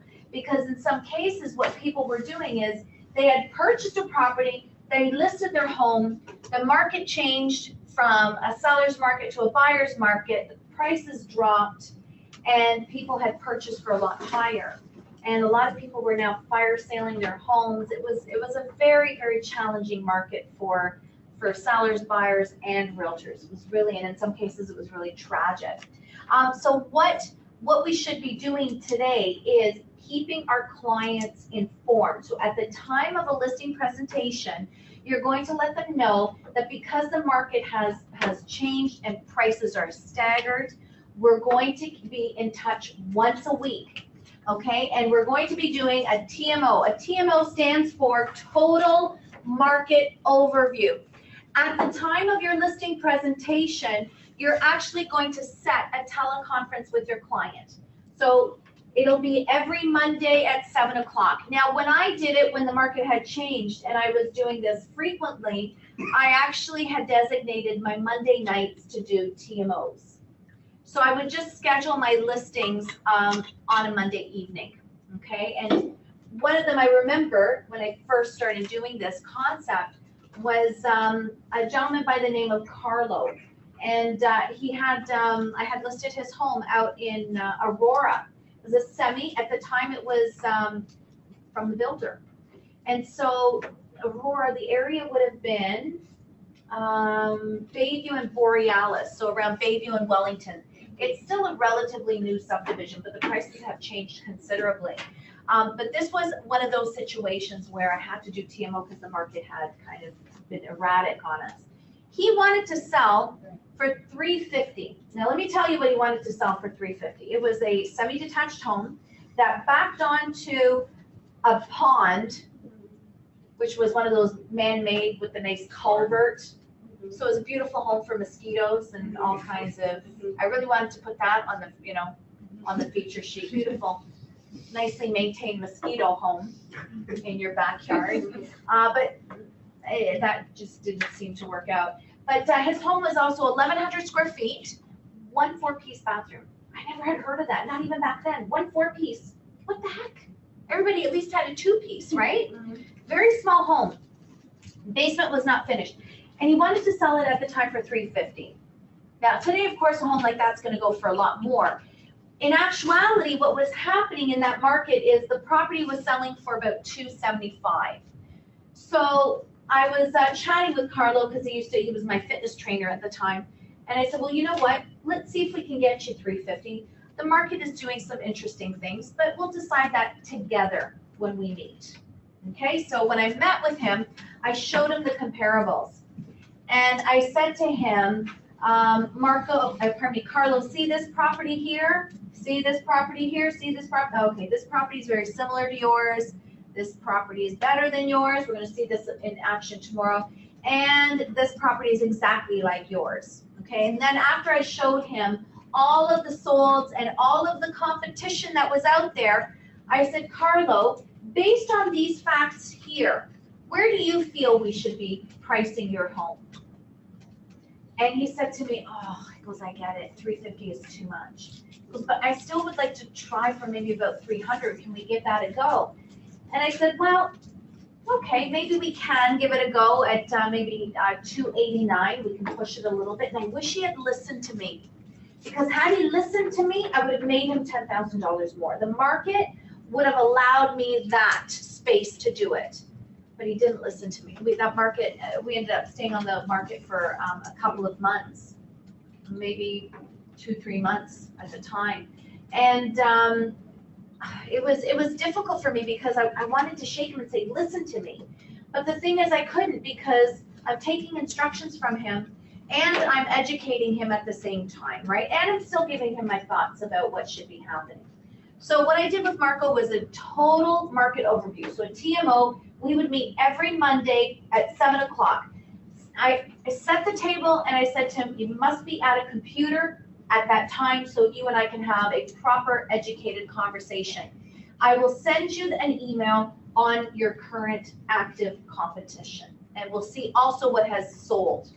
So now what we're looking at here when it comes to a TMO is it's in essence a CMA of your current listings, the active listings, right? I'm not looking at the solds, I'm only looking at what's happening with my competition, okay? So I'm gonna use Carlo's property as an example, okay? So here we have this home, 3-bedroom, and it was 1,100 square feet, okay? And this was a semi on top of it. All right. There were other properties that were for sale, and I'm gonna go through that in a second. So stats were showing, so solds were showing 275 at the time for a proper list and sale price. He wanted 350. Okay? He realized after we reviewed the facts, because your CMA, ladies and gentlemen, are the facts. Don't forget that. And when you're presenting, you don't come from a place of insecurity that they might not like the message. Too bad. It's no different than a doctor. You know what? If I have to take antibiotics, which I hate, the doctor's still going to deliver that message. Doesn't matter what I think. I can get all upset at the doctor for doing that, but at the same time, I'll respect because he did what was right for me, right? Okay, so he said to me, I get it. After looking at the facts, I get that 350 is too much, but I really want to give it a go. Can we still try for 300? I gave him the idea of 289. He refused that, and I said, okay, listen, we'll give 299 a go because right now the market, there's nothing out there right now. But the minute that something starts being out there is the minute that we have to address this. Okay, I said, because you know what, Carlo? You don't determine the price and I don't determine the price. The market. And who's the market? The buyers. And what the buyers will perceive as valuable out there. Okay, the buyers are setting that tone. So we agree on 300. We actually listed at 299. Okay, that's what we actually listed at. So every Monday, 7 o'clock, I'd call Carlo up, I'd send the currents off. The first week, what we found was very similar to when I had listed the property. So there was really not too much discussion, okay? So what we did have, though, the second week is a property like his at 1,100 square feet, listed exactly, 3-bedroom, listed for 279. I'm in trouble. I'm in trouble. For 289, what was listed was a 1,600 square foot home. You see where this is going, right?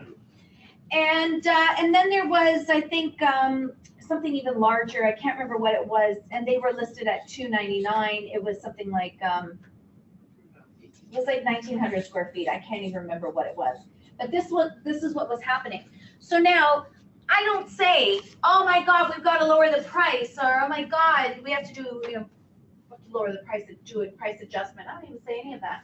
I just say, Carlo, you're a buyer. Remove your seller cap on for just for a moment. Remove that cap, okay? You're a buyer.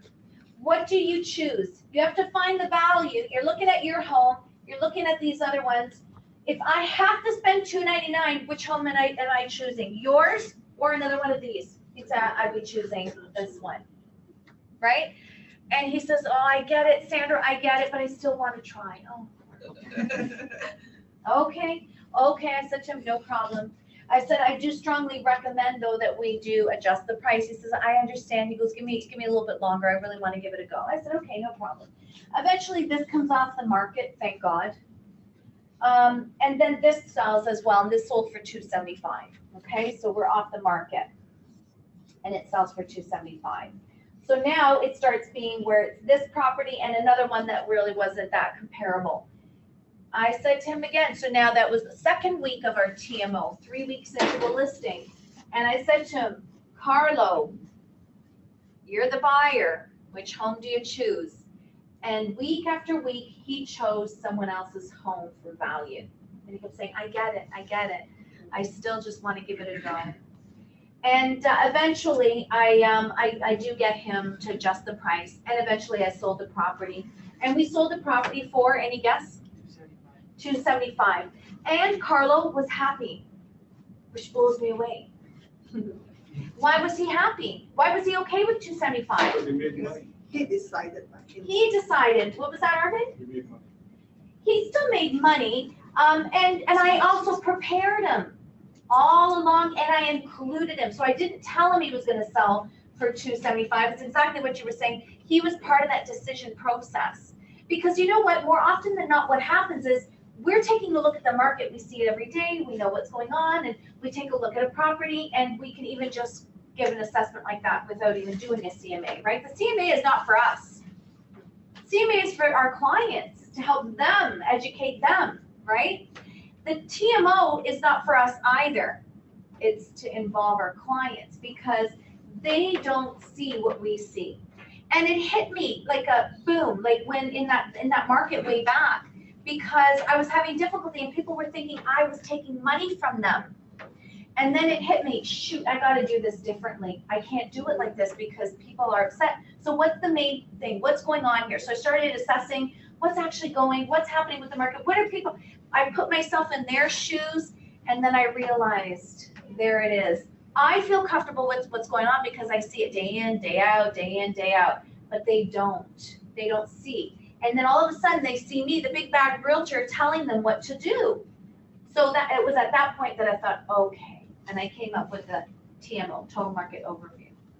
So when you do this with your clients, you include them in the process. Yes? You do this like on the spot on the listing presentation? Yes, at the time of the listing presentation, I tell them as part of the things that I do. So we have here marketing plan, marketing materials, and unique selling proposition. Part of my unique selling proposition is my TMO, okay?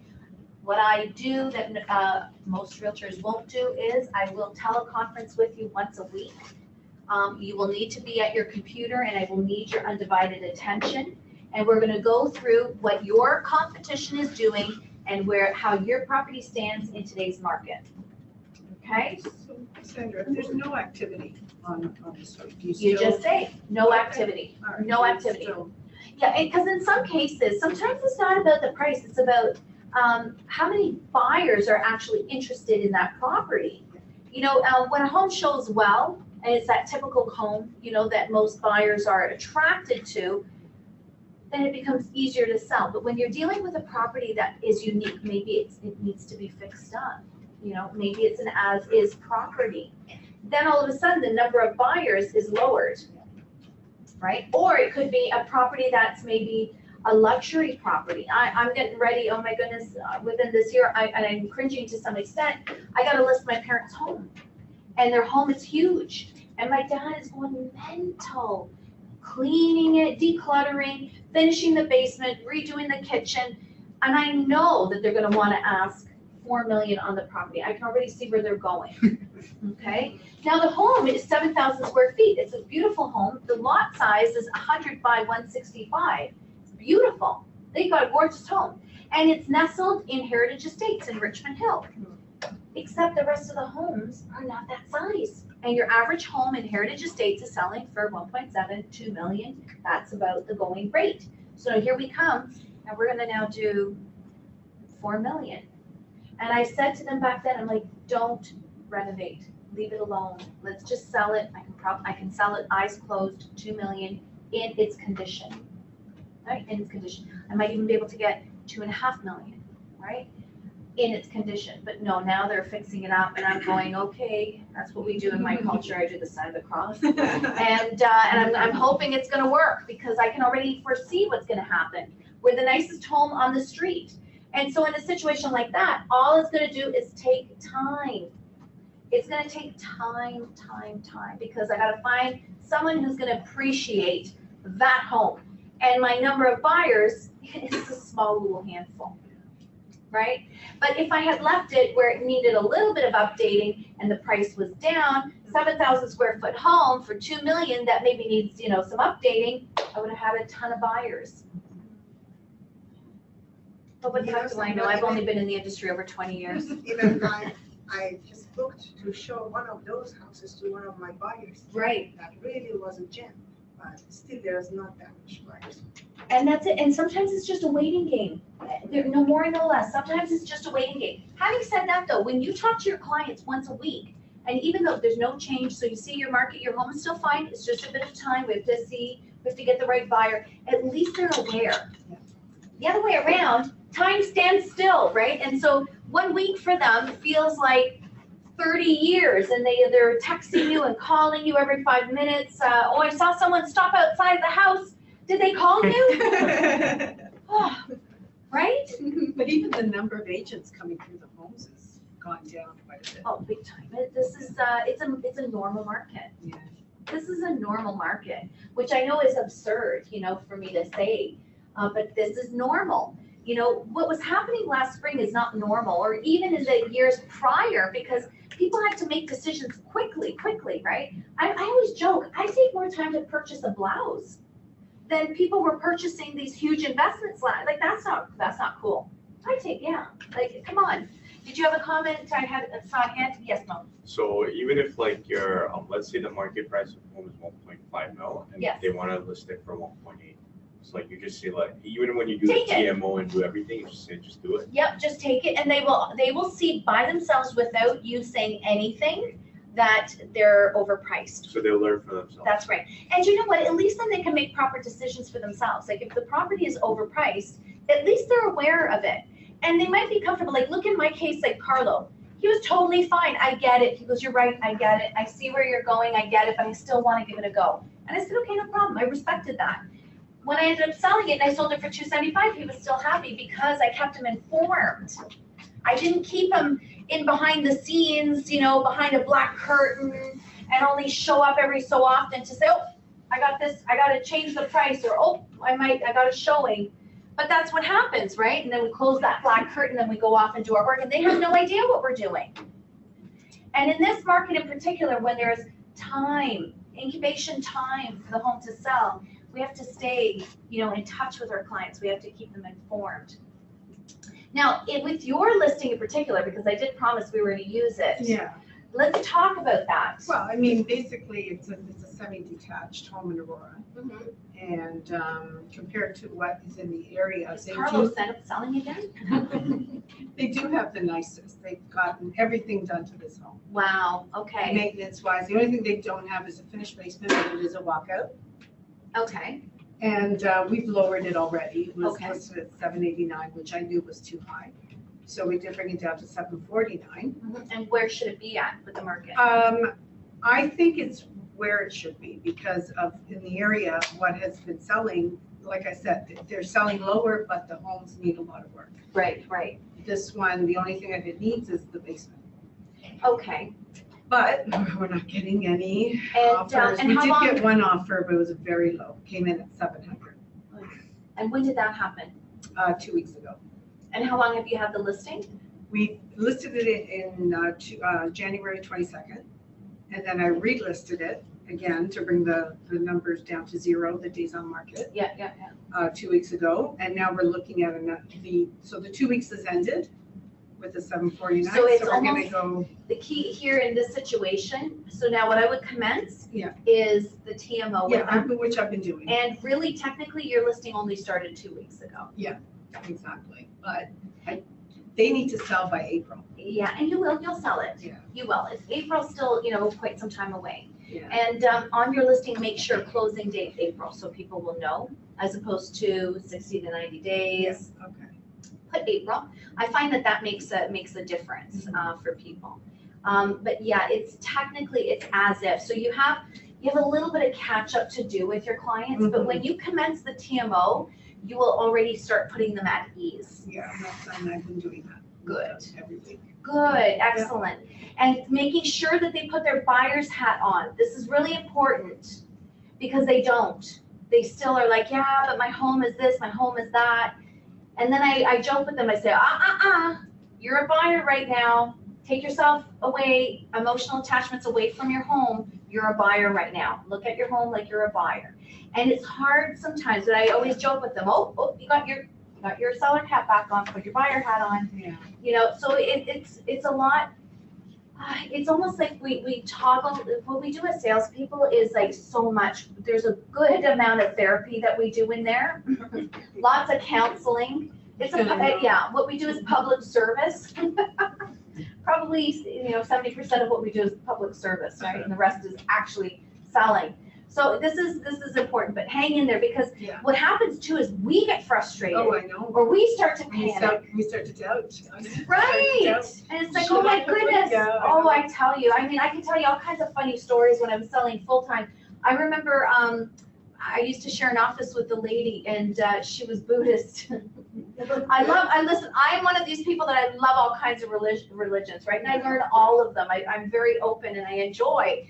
And she looked at me, she says, oh, you need to chant. And I was like, what?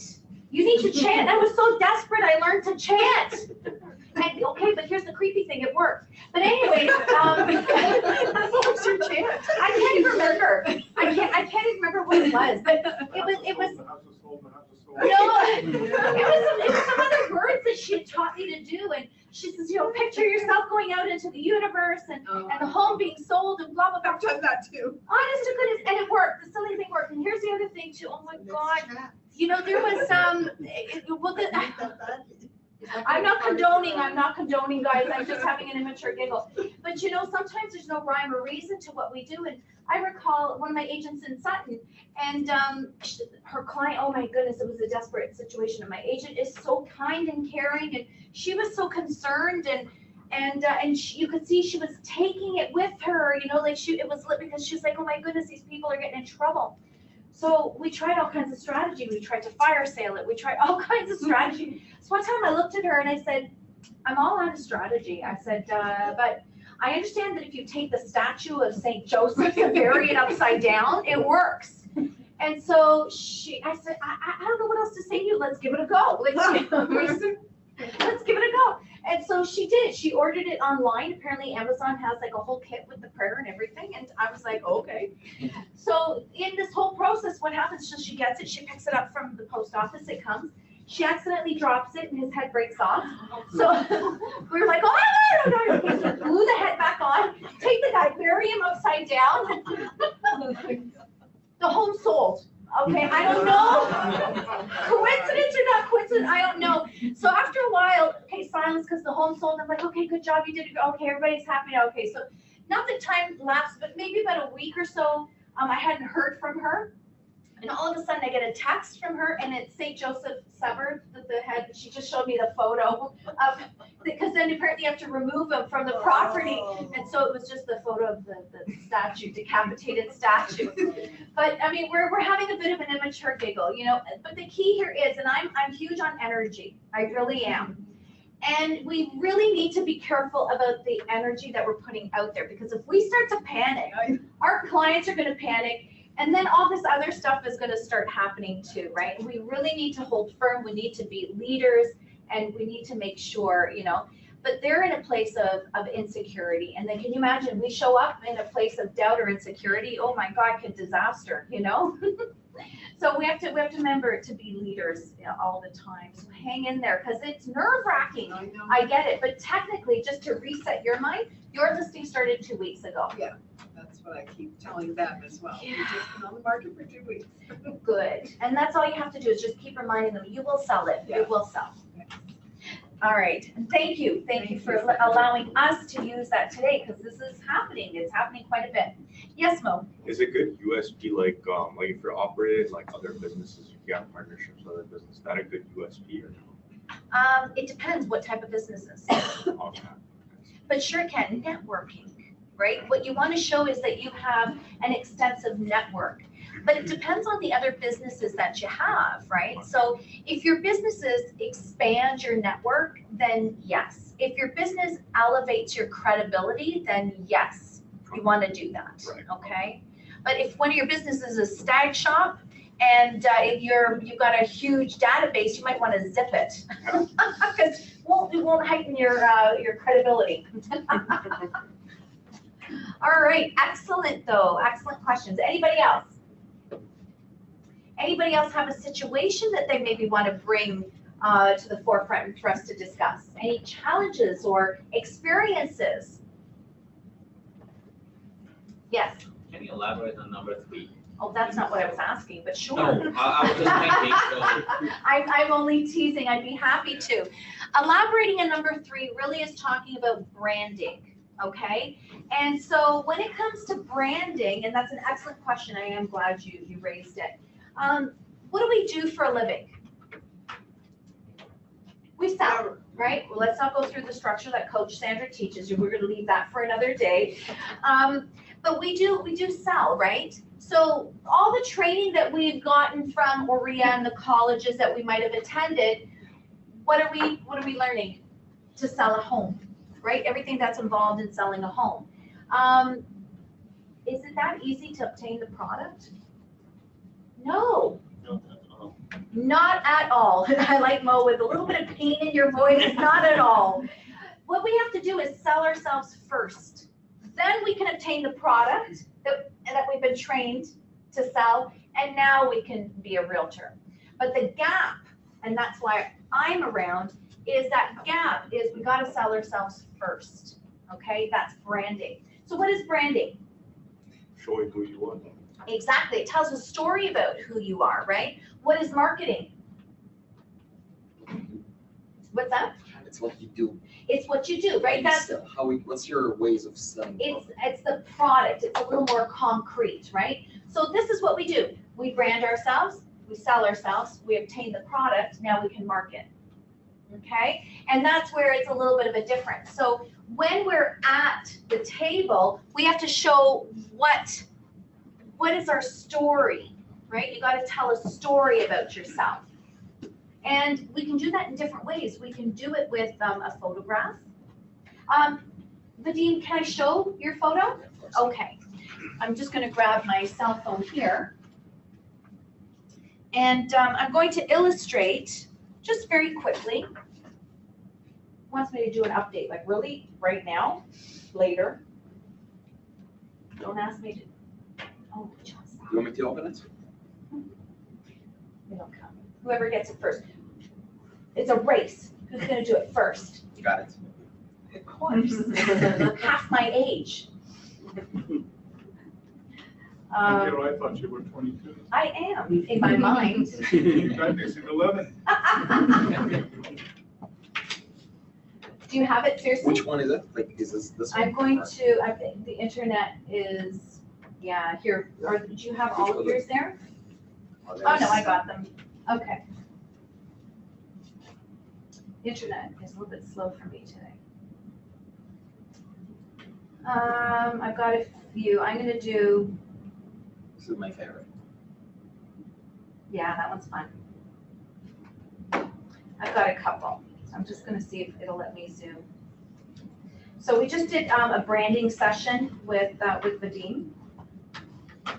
And does anybody know Vadim personally? Okay, good. So you don't know how long he's been in the industry. Can someone tell me how long Vadim's been in the business? Less than you. What does that photo tell you? I'm gonna walk through so everybody can see.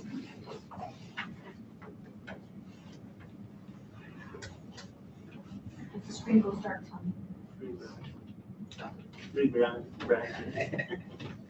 He looks very experienced. Successful. Looks like a mafia. Thank you. I still do Russian. So. I like what Zane said better, successful, because Mafia is successful too. Okay. So tell me, what do you? First thing I noticed was the chair. Yeah. You know, smaller than I thought it was. I've seen the fireplace. Yeah, but it, From there, it looked like a big chair. and right, he looks like a boss. Yeah. Looks like a boss. What else does he look like? Does he look like he'll get the job done?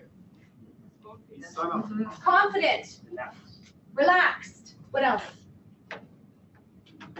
Thrilled.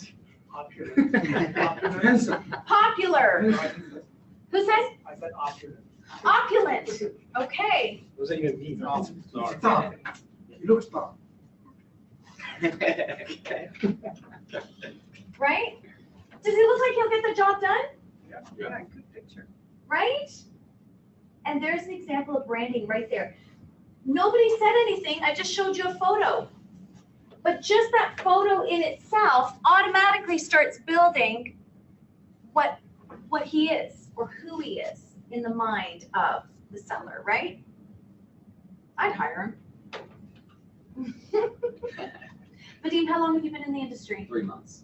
Oh, wow. Did that come across in this photo? No. Right? Branding, and there it is, okay? So it tells a story about you. And the way that you present yourself, it's part of, when it comes to branding, impression management is huge, okay? But now, take a look at Vadim, he's still well dressed, right? So here he is, he's in a suit, we've got this power shot going. If Vadim now showed up, smelling, hair all dirty, and in sweatpants, then I'd have a problem. Because what he's selling and who he actually is two different things. So your branding, very nice. Look at that, he wants to show, go ahead, show it off. I'm a jealous guy. Come up here. Okay, show everybody. How, let's do that. Ooh. I'm jealous. It's good. That's too funny. That was my reaction too. Look at the muscles, eh? Thank you, Mo. Okay, anybody else? I'll hire you. That's no fair. You guys share an office. But you know what? The photo is extremely important, right? I mean, if you want to use a photo, if you don't want to use a photo, then we've got to use other things to do impression management. It's very important. So does that answer your question about what this is? On top of it now, because the thing is, impression management is how good you are at what you do, okay? So we have seconds to prove that we are sharp as a tack, right? And that we know what we're doing, we'll get the job done. Here's what's interesting. When you meet, though, a person and now there's thin slicing through you, okay? There was a study done in Harvard. When I'm looking at you or you're looking at me as your coach, you're going to look at me and say, is she trustworthy? Can I trust her? Is she actually going to do what she says she's going to do? And what's in it for me? That's what you guys look at when you look at me, right? No. Right? Yeah. No. I said, I'm thinking, oh, she's. Oh, thank you, sir. But the thing is, though, that's what a client is looking at when they're looking at you. So your branding has to address those things. Sharp as a tack. Does this guy know what he's doing? Not only that, can I trust them? Is he going to get the job done? And what's in it for me? Okay? So your unique selling proposition has to have all of that tied into it. Excellent. Any other questions for me, guys? Anybody want to show off photos? I'm totally game. Anybody else? Show and tell? I'm totally fine with that. Any other questions for me? Thank you. What is tomorrow? What is tomorrow? Tomorrow is the role play. So I need someone to be a seller. Oh my God, since you asked, I'm gonna get you to be my seller. Are you coming tomorrow? Hopefully, I have showing in the morning, Mississauga, but if I'm fortunate, I'll be here. Okay, and then because what I need someone who's definitely gonna be here tomorrow. I'll be a seller. You want, oh yeah, oh God, we role play well together. Yeah, Okay, so we'll do that, but just behave yourself. What are the photo guys? What's that? One of the photo guys. One of the photo guys. So tomorrow's going to be a role play. So what I'm going to actually do is show you how I do a listing presentation. Now, one thing I want to tell you guys is I'm planting seeds. Okay, I'm giving you my thoughts. I'm giving you strategies that have worked for me, worked for other agents. And tomorrow I'm going to show you how I do it. There are some strategies that I want you to walk away with. There's some closing techniques that I want you to walk away with. But I want you to also recognize that that's my style, okay? So when it comes to my style, that's one thing. I want you to make it yours, but do walk away with, with the strategy that I'm showing you guys, okay? Awesome. All right, well, if there's no other questions, thank you so much.